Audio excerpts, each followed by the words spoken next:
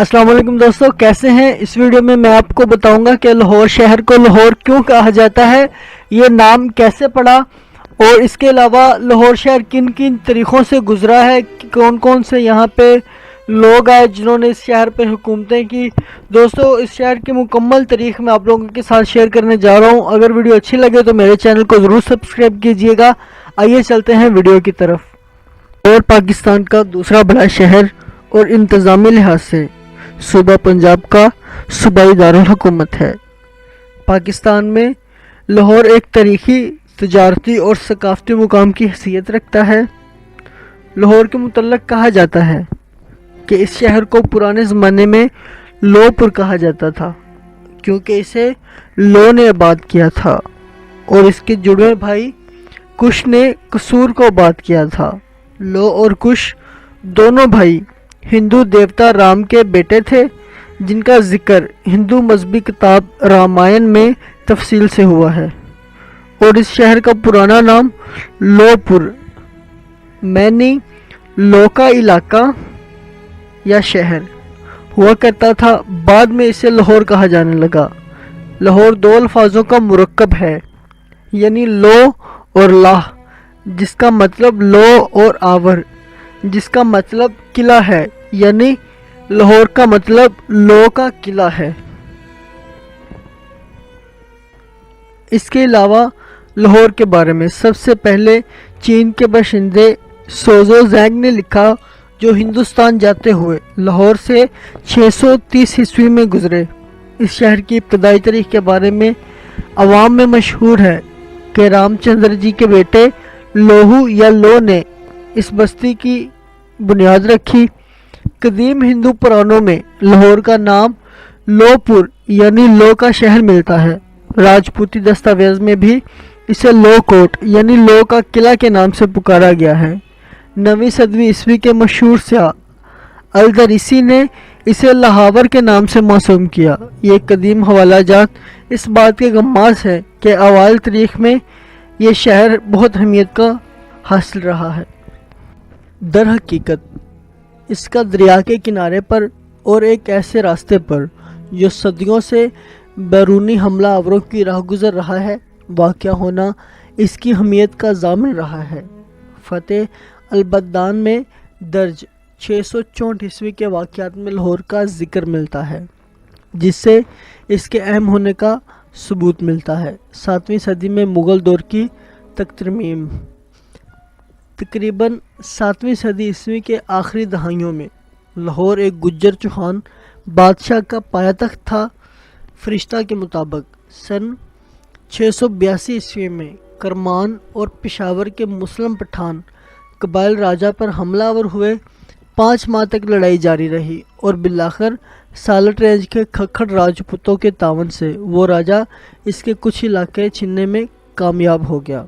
9वीं सदी ईस्वी में लाहौर हिंदू राजपूत चित्तौड़ के दफा के लिए मुकामी फ़ौजों की मदद को पहुँचे। 10वीं सदी ईस्वी में खरासान का सूबा दारे सप्तगैन इस पर हमला आवर हुआ। लाहौर का राजा जयपाल, जिसकी सल्तनत सरहिंद से लमगहान तक और कश्मीर से मुल्तान तक वसी थी, मुकाबले के लिए आया। एक भट्टी राजा के मशवरे पर राजा जयपाल ने पठानों के साथ इत्तेहाद कर लिया और इस तरह वो हमलावर फौज को शिकस्त देने में कामयाब रहा। गजनी के तख्त पर काबिज होने के बाद सप्तगैन एक दफ़ा फिर हमलावर हुआ। लमगान के करीब रमज़ान का रन पड़ा और राजा जयपाल मगलूब होकर अमन का तालब हुआ। ये पाया गया कि राजा जयपाल जंग का तवान अदा करेगा और सल्तनत इसकी हर कार्य में मदद करेगी। लाहौर पहुंचकर राजे ने मुआहदे से इनकरार किया और सप्तगैन के हर कारों को मुकीद कर दिया। इस इत्तला पर सुल्तान गैज़ो गज़ब में दोबारा लाहौर पर हमलावर हुआ। एक दफ़ा फिर मैदान कारजाज गर्म हुआ और एक दफ़ा फिर जयपाल को शिकस्त हुई। दरिया सिंध से परे के इलाके इसके हाथ से निकल गए। दूसरी दफ़ा मुसलसल शिकस्त पर दिलबर्दाश्ता होकर राजा जयपाल ने लाहौर के भाई खुदसूजी कर ली। मालूम होता है कि सुल्तान का मकसद सिर्फ राजा को सबक सिखाना था, क्योंकि इसने मुतफ़क्का इलाकों को अपनी सल्तनत में शामिल नहीं किया। غزنوی سلطنت ترمیم 1008 عیسوی میں جب سپتگین کا بیٹا محمود ہندوستان پر حملہ آور ہوا تو جے پال کا بیٹا اندن پال ایک لشکر جرار لے کر پشاور کے قریب مقابلے کے لیے آیا۔ محمود کی فوج نے آتش گیر مادے کی گولہ باری کی، جس سے اندپال کی لشکر میں بھگدڑ مچ گئی اور ان کی ہمت ٹوٹ گئی۔ نتیجہ کچھ فوج بھاگ نکلی اور باقی کام آئی۔ اس شکست کے باوجود لاہور بدستور محفوظ رہا۔ اندن پال کے بعد اس کا بیٹا جے پال تخت نشین ہوا اور لاہور پر اس کے خاندان کی عملداری 1022 عیسوی تک برقرار رہی۔ حتیٰ کہ محمود اچانک کشمیر سے ہوتا ہوا لاہور پر حملہ آور ہوا۔ جے پال اور اس کا خاندان اجمیر پناہ گزیر ہوا۔ اس شکست کے بعد لاہور غزنوی سلطنت کا حصہ بنا اور پھر کبھی بھی کسی ہندو سلطنت کا حصہ نہیں رہا۔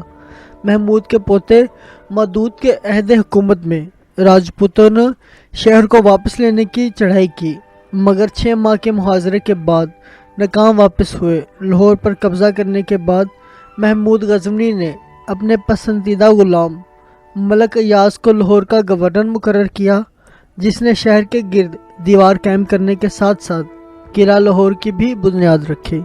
ملک ایاز کا مزار آج بھی بیرونی ٹیکسٹائلی دروازے پر لاہور کے پہلے مسلمان حکمرانوں کے مزار کے طور پر جانا جاتا ہے۔ غزنوی حکمرانوں کی ابتدائی 8 حکمرانوں کے دور میں لاہور کا انتظامی صوبہ دارالحکومت کے ذریعے چلایا جاتا تھا، تاہم مسعود ٹانی کے دور میں 1098 سے 1114 دارالحکومت عارضی طور پر لاہور منتقل کر دیا گیا۔